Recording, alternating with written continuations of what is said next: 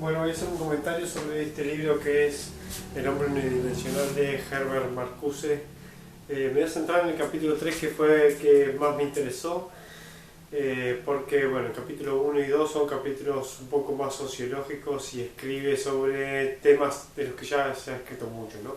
Ya ha escrito Daniel Bell, han escrito otros autores típicamente sociológicos que hablan de la sociedad postindustrial, que él llama la sociedad industrial avanzada. Y lo que aporta en ese sentido Marcuse, bueno, es un poco menor con respecto al aporte típicamente sociológico sobre el estudio de la sociedad postindustrial que sustituye a la sociedad industrial del principio del siglo XX. Pero toma ideas de allí y que son bueno, sumamente interesantes, pero el capítulo 3 es el que más me interesó porque bueno, acá evidentemente hacen un enfoque sobre a partir del arte en la sociedad industrial avanzada o en la racionalidad, o en la sociedad con una racionalidad tecnológica, y de Freud también, ¿no? De Sigmund Freud, que están ausentes un poco en el capítulo 1 y 2. Bueno, en el capítulo 1 y 2 del hombre unidimensional, básicamente a lo que hace referencia es a la sociedad postindustrial o a la sociedad programada, como la llamaba Alain Touraine. En estos artículos critica el estado de bienestar, el estado de guerra exterior, en ese momento del estado de bienestar a nivel interno en Europa y en los países capitalistas, y a nivel externo es el estado de guerra contra la amenaza del comunismo. Entonces ahí se practica lo que llama una política de totalitarismo y de control total, ¿no?, sobre el individuo. Por eso justamente su enfoque va a ser el enfoque del hombre unidimensional. Lo que él dijo, bueno, ya lo han dicho muchos autores, ¿no?, sin duda. Bueno, el poder, va a decir en esos capítulos, Marcuse se vuelve ubicuo, o sea, total, y a su vez invisible, sin tener un agente emisor.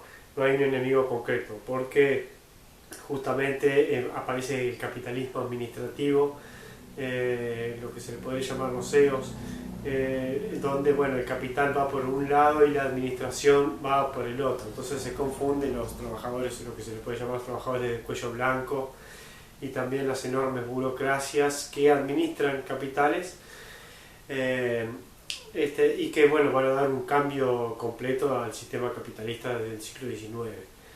En ese sentido, bueno, el poderoso va a quedar en un lugar invisible, porque va a ser como casi que vamos a ser nosotros mismos, ¿no? O nuestros vecinos, o porque el propio trabajador también empieza a obtener mayores beneficios económicos, también con el estado de bienestar, un nivel de protección, tanto si le va mal, como si está dentro del estado de bienestar, puede obtener programas, beneficios, para que pueda también obtener beneficios de la empresa, ¿no?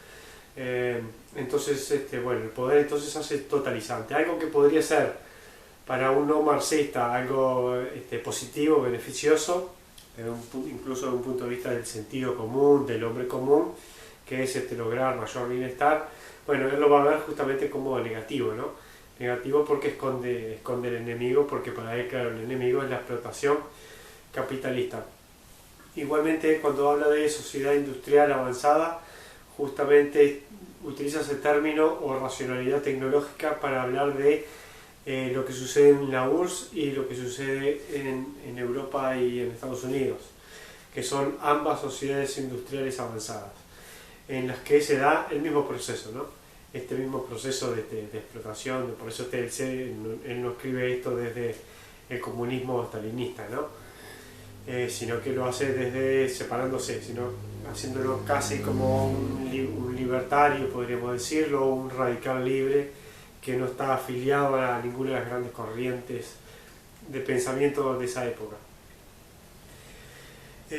Bueno, eso es a lo que apunta el hombre unidimensional. Entonces, bueno, el hombre vive en una única dimensión, Ya no tiene como anteriormente tenía la dimensión de el movimiento obrero contrario a la explotación capitalista, podía vivir en dos dimensiones y también en la posibilidad de eliminar una, ¿no? Eliminar el agente opresor o la clase explotadora. En el hombre unidimensional ya no existe eso, porque el obrero deja de tener un enemigo de ese tipo.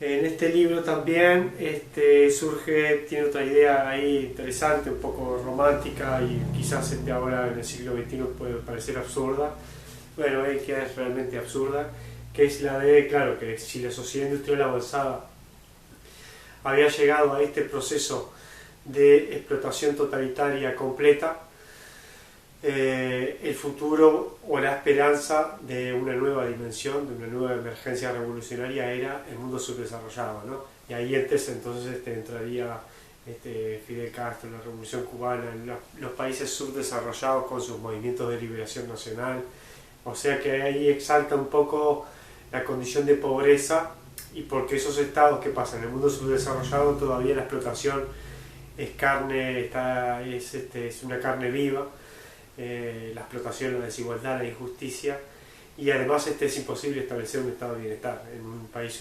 subdesarrollado porque no tiene una sociedad capitalista súper desarrollada.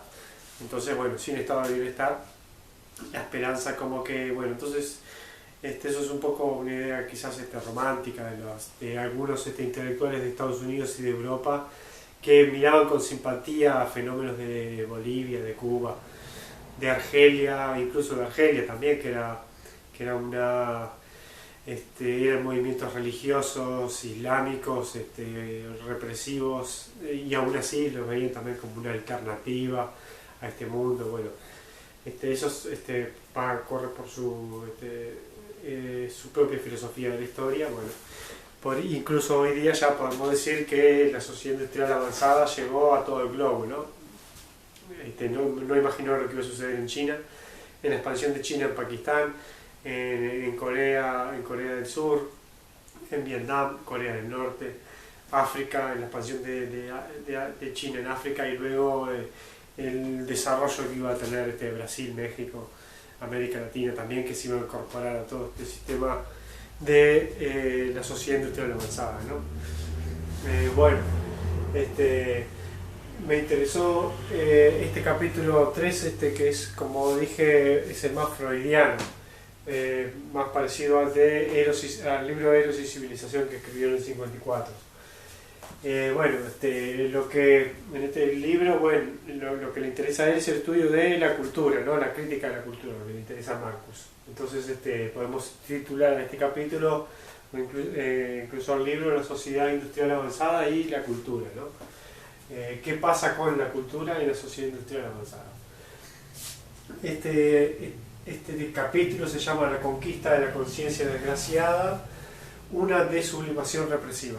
Bueno, que es la conclusión a la que llega, que la sociedad industrial avanzada ofrece una desublimación represiva en todos los ámbitos, ¿no?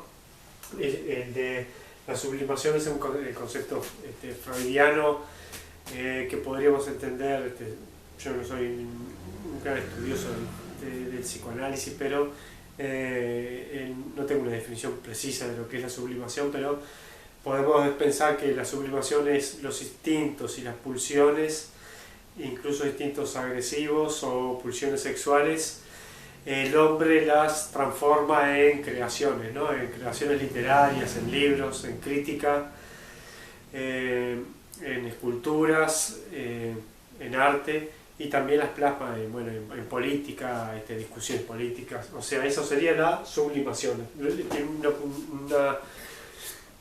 una función extremadamente positiva, ¿no? Una sociedad que sublima es una sociedad que no se reprime. Eso es lo interesante, el concepto de sublimación. Bueno, ¿qué dice Marcuse? Que en la sociedad industrial avanzada, que es la sociedad a partir de la Segunda Guerra Mundial hacia adelante, ¿no? 1945 hasta la actualidad, lo que hay es una desublimación represiva continua. No podemos ya sublimarnos. ¿Por qué sucede esto? Bueno, porque tiene la sociedad industrial avanzada tiene dos características que son una creciente productividad tecnológica, una racionalidad tecnológica que lo va a usar continuamente, y dos, una conquista del hombre y la naturaleza, mediante los avances tecnológicos y científicos. ¿Qué van a hacer estos dos elementos? Una invalidación de la alta cultura, y esto es lo que es más interesante de este capítulo. La defensa que él hace de la alta cultura, contrariamente a lo que muchos marxistas, incluso en el mundo subdesarrollado, consideraban como malo, ¿no? La alta cultura, que sería la música de Bach, la pintura holandesa, la pintura renacentista, Leonardo da Vinci, Goethe, como la ópera, como música, como un arte burgués y elitista, que hay que rechazar y oponerlo popular, que sería por ejemplo el fútbol, la música popular, incluso de dos o tres acordes, bien básica, elemental, esa espontaneidad del hombre común. Bueno, esto es interesante, porque Marcuse a su vez es al revés, destaca la alta cultura. Para él la tragedia del siglo XX es la muerte de la alta cultura, que es la única capaz de ofrecernos espacios de sublimación. O sea que Marcuse es un marxista que defiende la alta cultura, o sea que defiende lo que es el arte burgués, que es también el arte de la Edad Media o el arte clásico, que la burguesía pudo enaltecer creando los castillos, refinamiento en la ropa, refinamiento a la hora de escribir, de pintar. Bueno, la alta cultura es eso.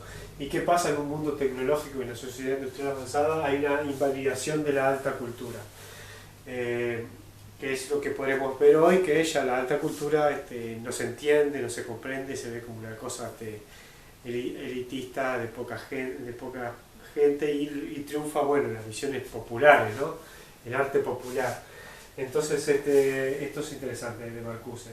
La invalidación de la cultura, no degradación de la alta cultura versus cultura de masas, no se refiere a eso, sino a la degradación de la alta cultura versus la realidad.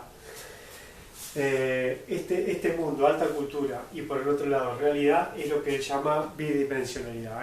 Siempre vivimos en el siglo XVIII, XIX, XVI, XV, XIX, hasta parte del XX, en dos dimensiones, ¿no? Pudimos vivir en dos dimensiones. Por un lado todos vivimos en la realidad, y por el otro disfrutamos de una conquista que era la alta cultura, que nos separaba de la realidad, que es completamente opuesta a la realidad.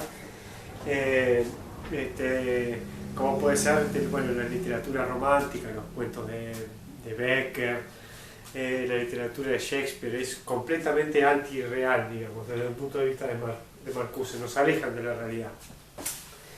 ¿Qué es lo que sucede con la sociedad industrial avanzada? Va a unir este mundo, la oposición entre la alta cultura y la realidad van a quedar unidas hasta que no se terminan de diferenciar. Entonces lo que aparece es la unidimensionalidad, que es la tesis por eso el libro se llama El hombre unidimensional. Acontece cuando la realidad social tecnológica elimina esta oposición, estos dos mundos, ¿no? Los dos mundos de la alta cultura y la realidad. Solo nos queda la realidad social. Por eso vivimos, dice Marcuse, en un mundo unidimensional, o el hombre de la sociedad industrial avanzada es unidimensional, porque no tiene capacidad de reflejarse en la alta cultura, participar de un mundo paralelo para criticar el mundo en el que vive. Está todo el tiempo viviendo el mundo de la realidad, que es el mundo del trabajo, el mundo de los negocios, el mundo de la escuela, o sea, las obligaciones sociales de vacunarse, tener un trabajo, familia, sobrevivir. Esa realidad está tanto en el arte, que ya dejó de reivindicar la alta cultura, como en la realidad. Incluso cuando vamos a ver fútbol, vamos al cine, y cuando vemos Netflix, por ejemplo, en la actualidad, esto ya lo estoy diciendo yo, seguimos estando en la realidad, ¿no? Porque vemos películas donde películas de mafiosos, de violencia, que no nos dejan hacer una crítica del mundo, ¿no? Sigue siendo un arte alienado. O sea, estamos alienados tanto cuando vemos una obra pseudo obra de arte en el mundo actual, como cuando vivimos, ¿no? No nos deja salir del mismo lugar. Esto me recordó una vez una salida que hice por Montevideo, donde vi algunas obras de teatro, y todas las obras de teatro que vi seguían siendo como la realidad, ¿no? Estar adentro o afuera era casi lo mismo, porque adentro incluso era una exageración de lo peor de afuera. Los dramas de la vida social estaban todavía más exagerados. La policía era más violenta que lo que es en realidad violenta. Las familias, las madres tenían más hijos con más problemas de lo que los pueden tener en realidad. Era una exageración impresionante. Y luego de eso, bueno, eran obras de algún tipo que a la gente le gusta, pero seguía siendo la realidad, ¿no? No te dejaba criticar el mundo actual. O sea, no es un arte que reivindique la alta cultura, es cultura popular, que no ofrece las cualidades que tenía el arte burgués para criticar el mundo actual. El arte burgués, ¿qué tenía? Bueno, grandes diálogos muy complejos, paseos, carruajes, vida al aire libre, naturaleza, vida en castillos. Eso lo que hace es ver que el mundo real, está muy alejado del mundo fantasioso o ideológico que podemos imaginar a través de la alta cultura, ¿no? A través de, por ejemplo, la música de Bach o la música de Mahler. Vemos una obra de Mahler y eso realmente nos está separando de la realidad. Bueno, esto es lo que a mí me sucedió en Montevideo, que no encontré ese lugar, ¿no? como para sublimar. Lo que vi fue una desublimación represiva, digamos. Viví una desublimación represiva incluso yendo al teatro. Que eso nos puede pasar ahora si prendemos la tele y vemos una serie de televisión mexicana o argentina en la que sentimos que todavía estamos en la realidad, ¿no? Decimos, pero todavía seguimos viviendo la realidad social, ¿no? O sea, vivimos en un mundo unidimensional. Prendemos la tele para irnos de la realidad y sigue siendo la misma realidad. Eso es a lo que apunta Marcuse. Bueno, ¿qué es lo que sucede esto? La sociedad tecnológica, dice Marcuse, que es un poco lo que yo estaba desarrollando ahora, reduce el campo sublimado en el que el arte representaba, idealizaba o denunciaba la condición humana. Un diálogo de Dostoyevsky, novela del siglo XIX, algo que también Marcuse reivindica como parte de la alta cultura. Nos hace ver por ejemplo en Crimen y Castigo, la vieja que nos alquila el apartamento nos la hace ver como una vieja que no sirve para nada, ¿no? Que está vacía, que no nos ofrece nada. Entonces leer esa literatura te enriquece y te hace criticar el mundo, ¿no? Te lo hace ver realmente con un nivel de crítica y de denuncia de la condición humana. En este caso de la mujer a la que luego después mata Raskolnikov, ¿no? Bueno, pero no es el tema hablar de literatura acá. Esa sería la idea. El campo sublimado en el que la sociedad tecnológica entonces reduce ese campo sublimado. Ya estamos en 2020, ¿no? Si Marcuse tenía razón, bueno, ahora es cada vez menor todavía, porque vivimos en un mundo mucho más tecnológico, mucho más tecnologizado. Además, ¿qué va a decir Marcuse que le va a interesar de la alta cultura? La alta cultura es pre-tecnológica. Surgió antes de la revolución industrial, antes del vapor. Podemos decir que tiene 20.000 años, pero para no exagerarlo, podemos decir, desde el año 1400 tiene, digamos, 500 años al menos, la alta cultura en la que vivió en un mundo feudal, natural, no tecnológico, ¿no? Entonces, si seguimos reivindicando ese arte, podemos seguir criticando la sociedad tecnológica. Ahora que en la medida que la sociedad tecnológica invade el arte, nos termina eliminando una dimensión. Entonces sería, por ejemplo, el cine de 3D, el cine en 3D y el cine con grandes efectos especiales es como tiene ese efecto alienante de que no te deja escapar de la realidad. Y en eso, bueno, tenía razón.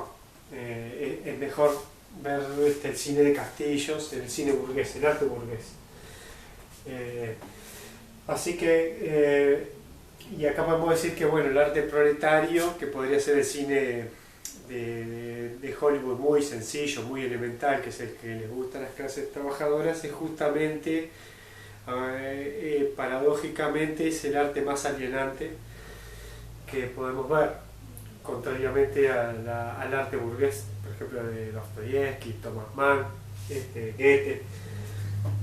Bueno, el arte, dice Marcuse, formaba una dimensión aparte del orden de los negocios, del trabajo y de la realidad social. O sea, es como las pinturas de Picasso, ¿no? Realmente es un mundo aparte del mundo de los negocios, del trabajo, de la realidad social. Es una suspensión de todo lo que estamos haciendo. Incluso, bueno, hoy día sería ir a un museo. Ir a un museo nos suspende de la realidad. Vemos, nos deja una mirada que luego al salir a la realidad social nos deja criticarla, denunciarla, ¿no? Porque vemos vidas de personas del siglo XIX, del siglo XVIII, que tuvieron otra vida, otra capacidad, vivieron en otro tiempo, no alienados a las imposiciones de la racionalidad tecnológica en la que vivimos hoy, y decimos, bueno, hay alternativas, ¿no? de otro mundo. Entonces eso, bueno, el mundo bidimensional es importante que exista. Y existió siempre, pero está dejando de existir, o dejó de existir ya. El arte, ¿qué hacía? Atacaba y negaba. Atacaba y negaba, ¿qué cosas? El mundo del negocio, del trabajo y de la realidad social. Por eso vemos tanto arte en la que, bueno, no es el que hace negocios no está bien visto, el que trabaja, bueno, también tiene que trabajar, pero si trabaja mucho tiene que ser por algún fin espiritual, algún ideal interesante, ¿no? No puede ser solamente trabajar por trabajar. Entonces, bueno, el arte tiene la capacidad de atacarlos y negarlos. A su vez el arte ofrece personajes que viven sin trabajar, que no tienen necesidad de los negocios, que de repente, aunque no sean ejemplos de vida, ¿no? Un vago que solamente lee en una novela, que quiere escribir y que se dedica a eso, vive de prestado, pero sin embargo nos hace pensar en un mundo alternativo. Bueno, así que el arte ataca y niega la realidad social. Y luego, bueno, puse ejemplos de la alta cultura de la pintura renacentista. Él menciona la pintura holandesa del siglo XVII como alta cultura. Thomas Mann, Proust, creo que lo agregué yo, Cervantes lo agregué yo. Así que eso sería, bueno, la lección. Entonces, bueno, la alta cultura era pretecnológica. ¿Por qué es importante la alta cultura para Marcuse? Mantiene la bidimensionalidad, nos permite vivir en un mundo bidimensional,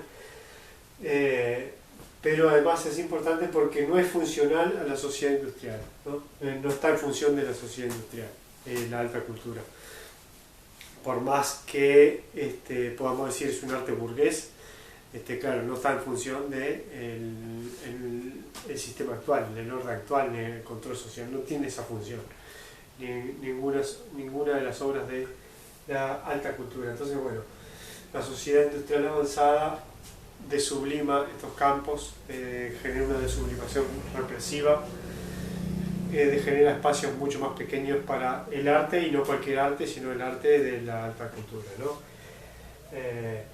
Y luego, bueno, también en la novela, en este libro va a escribir un poco de los personajes ya personajes de la literatura que ya son alienados, como algunos de Faulkner. Después menciona un tranvía llamado Deseo, en la que ya son los héroes, ya son personajes alienados, que es como ejemplo de la tecnología que ya tomó ya tomó el arte. Tomó el arte y nos ofrece personajes ya enfermos, ¿no? Ya son personajes unidimensionales.